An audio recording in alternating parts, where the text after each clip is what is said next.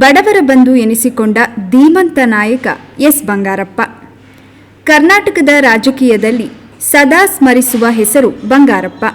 ಅವರ 12ನೇ ವರ್ಷದ ಪುಣ್ಯ ಸ್ಮರಣೆಯನ್ನು ಸೊರಬದಲ್ಲಿ ಡಿಸೆಂಬರ್ 26ರಂದು ಹಮ್ಮಿಕೊಳ್ಳಲಾಗಿತ್ತು. ರಾಜ್ಯದ ಕಾನೂನು ಮತ್ತು ಪ್ರವಾಸೋದ್ಯಮ ಸಚಿವರಾದ ಎಚ್ ಕೆ ಪಾಟೀಲ್ ಅವರು ಈ ಕಾರ್ಯಕ್ರಮಕ್ಕೆ ಆಗಮಿಸಿ ಮಾತನಾಡಿದರು. ಮಧು ಬಂಗಾರಪ್ಪನ ಎಷ್ಟು ಅಪ್ರಿಷಿಯೇಟ್ ಮಾಡ್ತೀನಿ. ಅವ್ರ ನೆನಪನ್ನು ಈ ರೀತಿ ನೀವು ಮಾಡಿರಲ್ಲ, ಇದಕ್ಕಿಂತ ದೊಡ್ಡ ಸಾಧನೆ ನಿಮ್ದು ಯಾವುದೋ ಅಲ್ಲ, ಇದು ದೊಡ್ಡ ಸಾಧನೆ ಅಂತೇಳಿ ನೀವು ಇನ್ನೊಬ್ಬರಿಗೆ ಮಾರ್ಗದರ್ಶಕರಾಗಿರೋ ಅನ್ನೋದನ್ನು ಭಾಳ ಅಭಿಮಾನದಿಂದ ಹೇಳ್ತೀನಿ.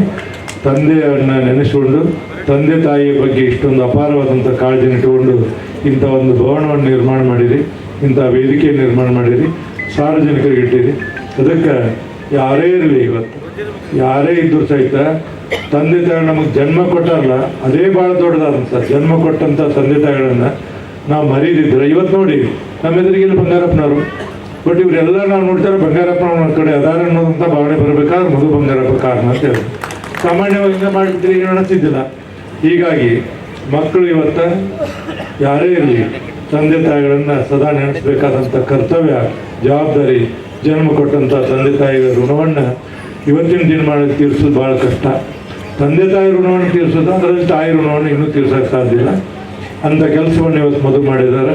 ಅದಕ್ಕೆ ನಾ ಹೇಳಿದೆ, ಒಂದೇ ಮಾತು ಹೇಳಿದರು, ನೀ ಏನು ಹೇಳ್ಬೇಡಪ್ಪ, ಯಾವ ದಿನ ಬರಬೇಕು, ಯಾವ ಟೈಮ್ ಬರೋ ಇಷ್ಟು ಹೇಳೋ ನಾನು ಬರ್ತಂದೆ. ಕರೆಕ್ಟ್ 4 ಗಂಟೆ 15 ನಿಮಿಷಕ್ಕೆ ನಾನು ಹೇಳಿದ್ದೀನಿ.